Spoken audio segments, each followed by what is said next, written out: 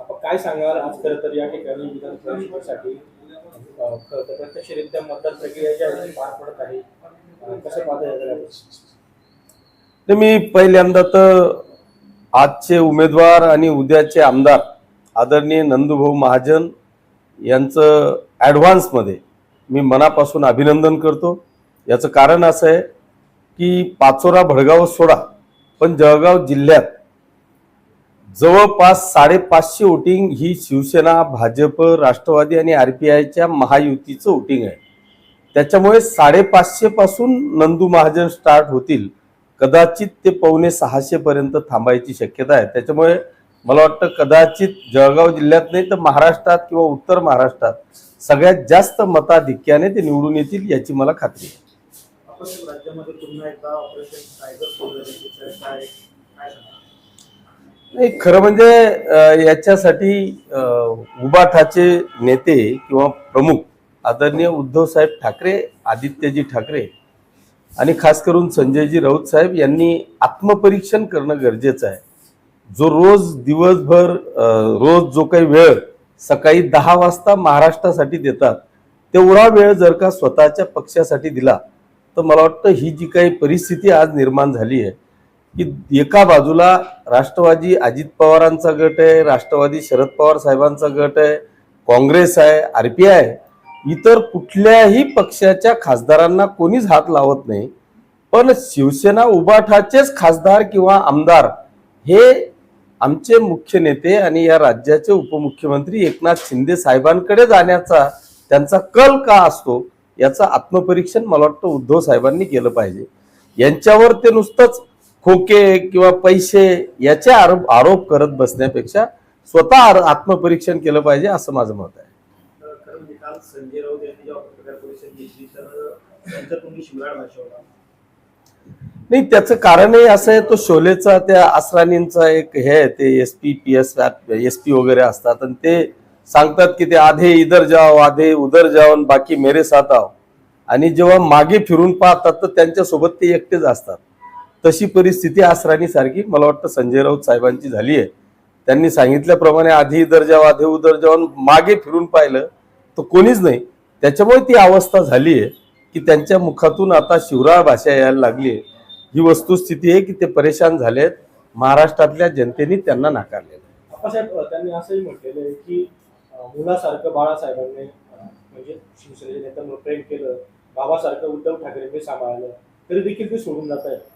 नाही, नक्कीच मी हिंदू हृदय सम्राट माननीय बाळासाहेब ठाकरेंच्या बाबतीत जर का संजय राऊत बोलले असतील तर ते योग्य आहे, खरं आहे की बाळासाहेब ठाकरे हे मुलासारखंच प्रेम करत होते.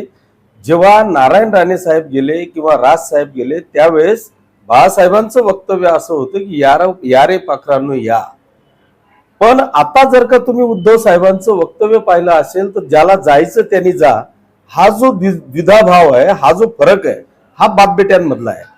बाळासाहेब ठाकरे ह्या देशाचं आणि जगाचं लक्ष वेधणारं एक नेतृत्व होतं आणि एका बाजूला उद्धव साहेबांचं जर पाहिलं तर मला असं वाटतं की ते आता परिवारापुरते राहिलेले आहेत असं माझं मत आहे.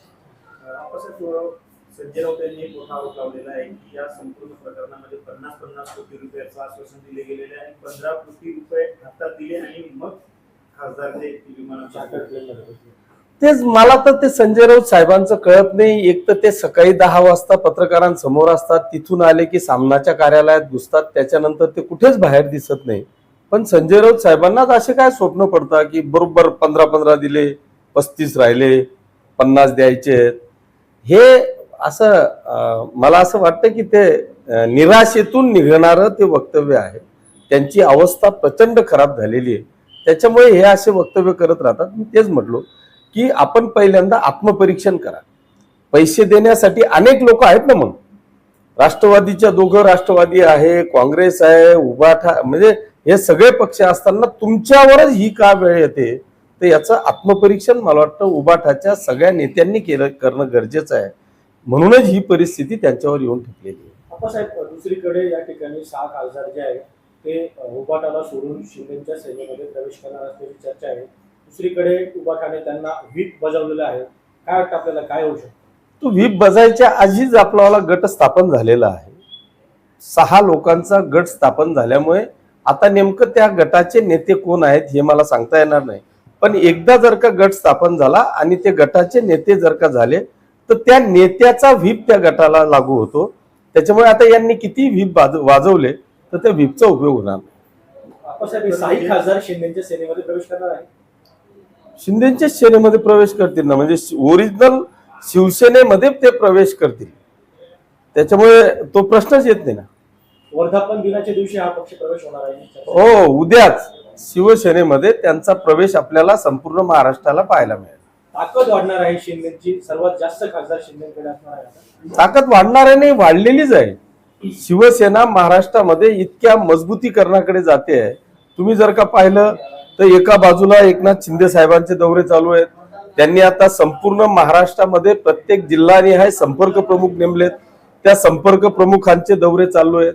त्याच पद्धतीने आता परवापासून महिला आघाडीची पूर्ण महाराष्ट्रामध्ये प्रत्येक जिल्हानिहाय महिलांच्या मेळावे या ठिकाणी होणार आहेत.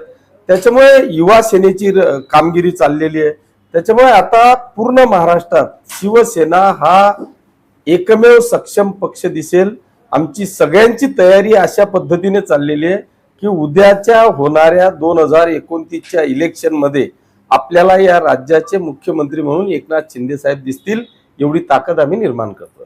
म्हणजे हे जे सगळे खासदार आहेत, आपली संख्या वाढणारे लोकसभेमध्ये ते एक कॅबिनेट आणि 2 राज्यमंत्रीपद मिळण्याची शक्यता जी आहे ती पण वर्तवली जाते. खूप आनंद होईल. मी या देशाचे पंतप्रधान आदरणीय मोदीजी असतील किंवा आदरणीय अमित शहा साहेब असतील यांचे मनापासून आभार मानेल की जेव्हा एखादा व्यक्ती, एकनाथ शिंदे साहेबांसारखा व्यक्ती देशासाठी जी आज आवश्यकता आहे त्या खासदारांसाठी जर का पिछाडल्यासारखं काम करत असतील, त्या ठिकाणी सगळी रीस घेऊन खासदारांना एकत्रित आणून भारतीय जनता पक्षाच्या म्हणजे एनडीएच्या सरकार करता जर का खासदार देणार असतील तर त्यांच्या पाठीवर थाप म्हणून 1 कॅबिनेट आणि 2 राज्यमंत्रीपद केंद्रातून दिले पाहिजे.